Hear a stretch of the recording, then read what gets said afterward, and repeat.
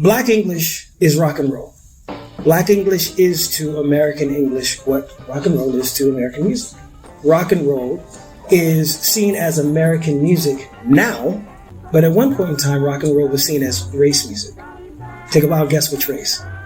Things that we call American are essentially non-existent without black people. Along with the music and the culture came words. Words helped to move the culture forward, but they were also representative of the culture.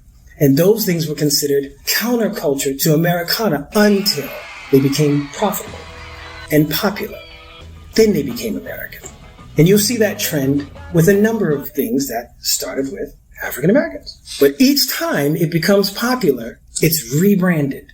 And what ends up happening in most cases, just like rock and roll, someone gets crowned king. And that king seldom looks like the people who created the art form. Who's the king of rock and roll? Elvis Presley. Eminem anointed himself rap god in an art form that already had a god MC. Any of you know who Rakim from Eric B. and Rakim is? We already had a god MC. But you got more fans. You're more popular, you sold more records. You're a king. White linguists. We never gatekeep language. Why would you ever gatekeep language that you're forcing other people to speak? The issue of gatekeeping can never apply to English. English is the gate.